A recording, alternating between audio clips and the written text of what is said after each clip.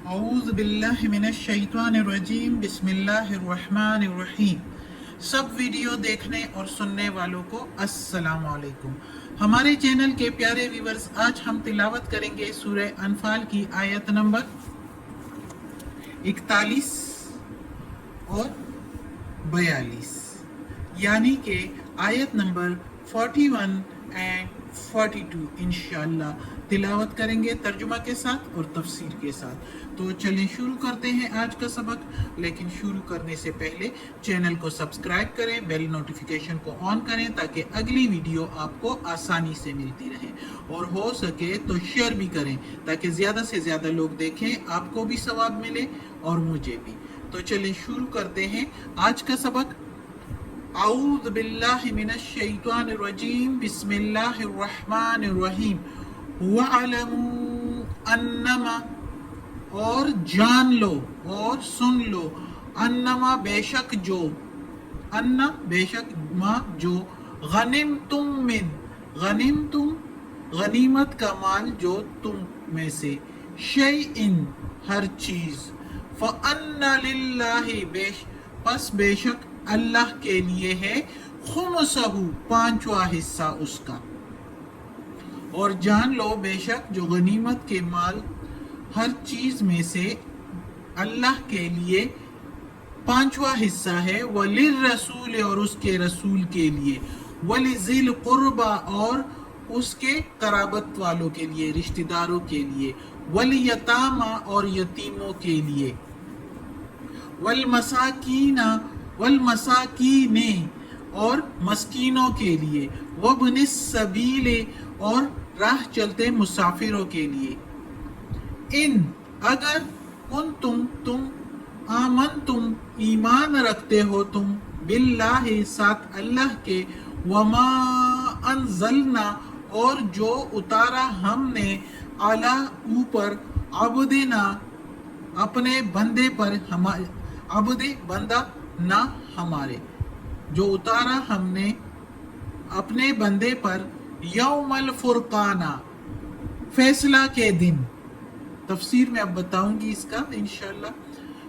जिस दिन फैसला हुआ, यौमल तकल जमआन और जिस दिन दो फौजें आपस में लड़ी, तकल लड़ी या भिड़ी, और जमआन दो फौजें, दो लश्कर, वल्लाहु और अल्लाह, अला ऊपर, कुल्ले हर, शैइन चीज पर, कदीर कादिर है, और अल्लाह हर चीज पर कादिर है बेशक। अब ये सिपारा 10वां माशाल्लाह पारा शुरू हुआ आज। शुक्र है अल्लाह का, हम 10वें पारे पर पहुंच गए हैं। 10वें पारे की पहली आयत और सूरह अनफाल की आयत नंबर 41 इंशाल्लाह आज इसकी तफसीर करते हैं। तर्जुमा कर लिया तो इस आयत में अल्लाह ताला गनीमत के माल का कहते हैं कि किस तरह उसको डिस्ट्रीब्यूट किया जाएगा, किस तरह उसको तकसीम किया जाएगा। क्योंकि ये सूरत जब शुरू हुई तो इसके फर्स्ट आयत में सहाबा कराम रज़ी अल्लाह ताला अन्हु सारे तज़बज़ब में थे, एक दूसरे को कह रहे थे कि नहीं ज्यादा हक हमारा है, दूसरा कहता था नहीं ज्यादा हक हमारा है। जो आगे के जवान थे जंग में वो कहते थे कि हम आगे थे, ज्यादा हक हमारा बनता है। पीछे वाले कहते थे हमारे सहारे से ही तुम लोग जीते हो, ज्यादा हक हमारा है। जो मोहम्मद सल्लल्लाहु अलैहि वसल्लम को घेरे में लिए हुए थे कि हिफाजत के लिए, तो वो कहते थे कि ज्यादा हक हमारा है। और जिन्होंने दूर तक पीछा किया कफार की फौज का, लश्कर का, तो वो कहते थे कि ज्यादा हक हमारा है। तो अल्लाह ताला ने कहा, अल्लाह ताला ने आयत भेजी और अल्लाह ताला ने इन सब का फैसला कर दिया कि ये किस तरह डिस्ट्रीब्यूट, तकसीम किस तरह होनी चाहिए। तो अल्लाह ताला ने कहा, अब इस सूरह में हम पढ़ते चले आ रहे हैं और अल्लाह ताला बार बार अपने कलाम में बता रहा है कि मुसलमान कितने कमज़ोर थे, कितने लागर थे, कितनी कम तादाद में थे, असलहा भी साथ सही नहीं था, लेकिन अल्लाह की मदद से वो जीत गए। अल्लाह क्या खूब हिमायती है और क्या खूब मददगार है। अल्लाह ने बताया कि ये सारी मदद अल्लाह की थी। तो फिर क्या करना चाहिए? जैसे अल्लाह कहे ये अल्लाह का है, जैसे ये गनीमत का माल अल्लाह का है, अल्लाह ने तुमको दिया है, तो जैसे अल्लाह कहे उसी तरह तकसीम करो।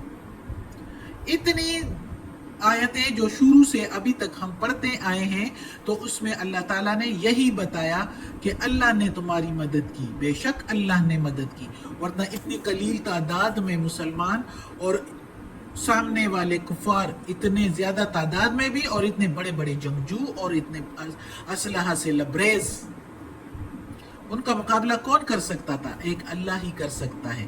اللہ جس کے ساتھ ہو تو وہی جیتنا تھا انہوں نے۔ تو اللہ نے بار بار ان آیتوں میں جو 40 آیتیں گزری ہے، 40 آیت گزری ہے، اس میں اللہ نے بتا دیا۔ تو اب اس آیت میں اللہ تعالیٰ کہتا ہے کہ اس غنیمت کے مال کو کیسے تقسیم کیا جائے، تو وہ بتا دیا۔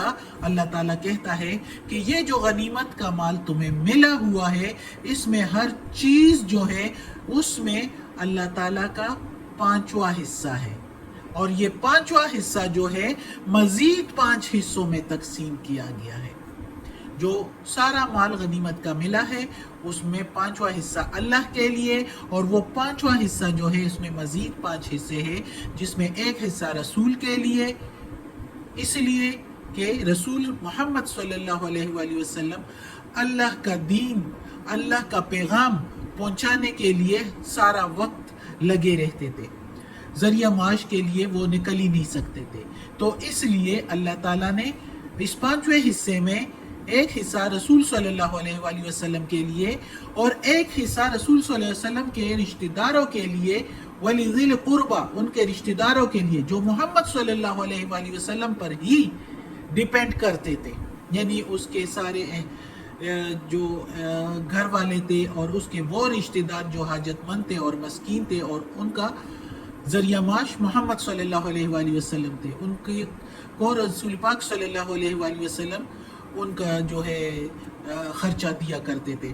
تو ان کا حصہ ہے دوسرا، ان 5ویں حصے میں دوسرا حصہ رسول پاک صلی اللہ علیہ وسلم کے رشتہ داروں کے لیے، پھر تیسرا حصہ یتیموں کے لیے، جو یتیم ہیں، بچے ہیں، اپنا کچھ نہیں کر سکتے، روزی نہیں کما سکتے، تو ان کے لیے، پھر مسکینوں کے لیے، حاجت مند اور محتاجوں کے لیے، جو جن کا کچھ ان کے پاس ہوتا نہیں، مفلسی ہوتی ہے، تو ان کو دیا جائے۔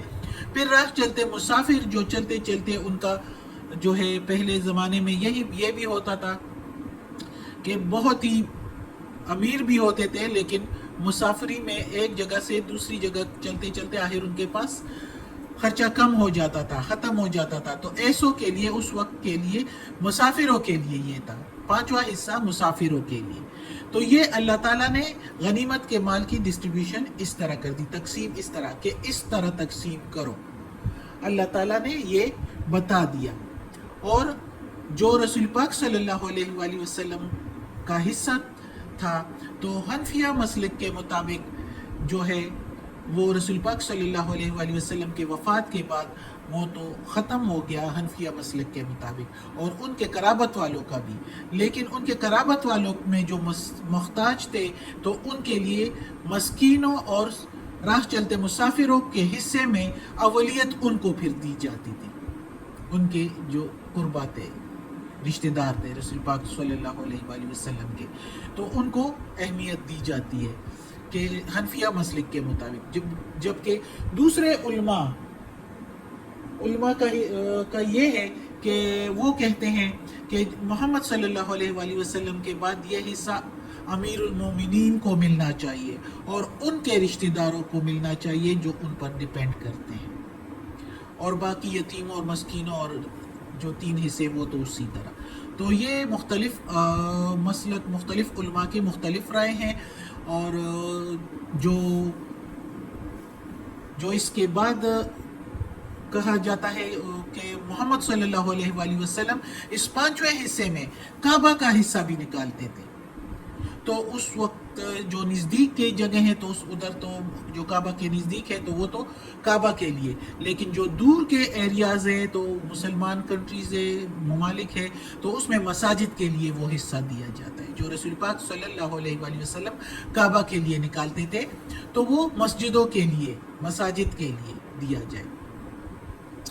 اچھا، تو یہ اللہ تعالیٰ نے اس طرح کا غنیمت کے مال کی ڈسٹریبیوشن کی تقسیم کا اس طرح بتایا ہے، اور اللہ تعالیٰ کہتا ہے کہ جو لوگ اللہ پر ایمان رکھتے ہو اور جو اللہ نے اتاری ہے یہ کتاب اپنے بندے پر یعنی محمد صلی اللہ علیہ وآلہ وسلم پر.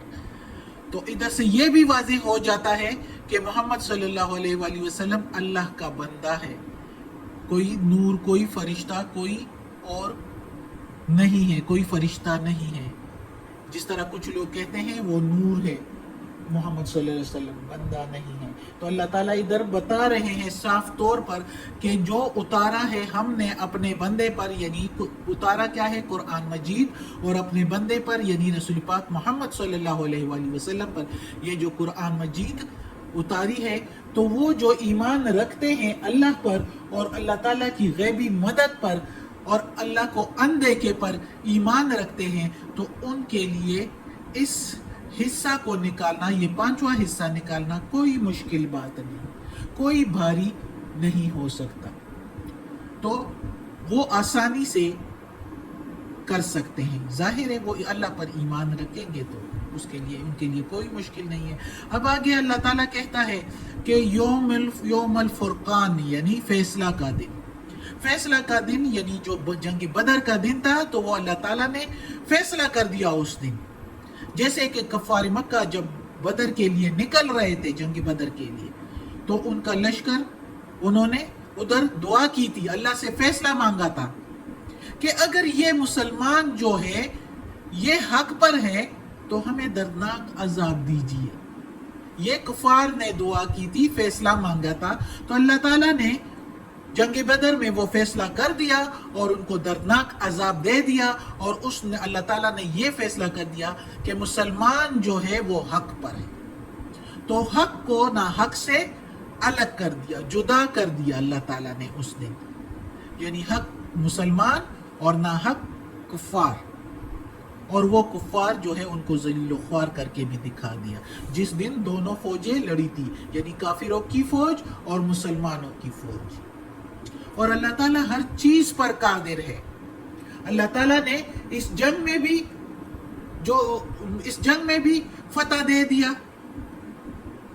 فتح سے کامیاب کر دیا، فتح دے کر کامیاب کر دیا، دکھا دیا کفار کو، اور آئندہ بھی کرے گا. اسی طرح فتوحات سے نوازائے گا، اسی طرح جیت دے گا، فتوحات سے عنایت فرمائے گا اللہ تعالیٰ. تو یہ اللہ تعالیٰ ہر چیز پر قادر ہے. یہ نہیں کہ ابھی غنیمت کا مال ملا ہے تو یہی ہے، اس کے بعد بھی اللہ عنایت فرمائے گا، بار بار عنایت فرمائے گا، اور آخر میں سب کچھ ہی مسلمانوں کو دے دیا جائے گا.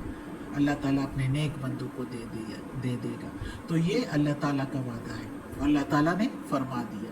صدق اللہ العظیم. آج کا سبق ختم ہوتا ہے. اللہ ہمیں توفیق دے اس قرآن مجید کا ترجمہ مکمل کرنے کی اور اس پر عمل کرنے کی توفیق دے. صدق اللہ العظیم. یا اللہ، یا پروردگار، یا رب العالمین، یا مالک یوم الدین، یا علی کل شیء قدیر. یا اللہ ہمیں اپنے نیک اور صالح لوگوں میں شامل کر دے. یا اللہ دوزخ کے عذاب سے بچا. یا اللہ قبر کی سختی، وقت رضا کی سختی آسان فرما. اور یا اللہ یہ قرآن مجید کی تلاوت کی ہے، اس کے زیر زبر پیش میں، اس کے تلفظ میں، اس کی ترجمہ تفسیر میں کوئی غلطی ہوئی ہو تو معاف کر دینا. یا اللہ تو معاف کرنے والا غفور الرحیم ہے. اور یا اللہ، یا پروردگار، یا رب العالمین، ہمیں اپنی عافیت والے معاملات دے، ہماری بیماریاں، تکالیف، پریشانی اور برائیاں ہم سے دور کر دے. آمین.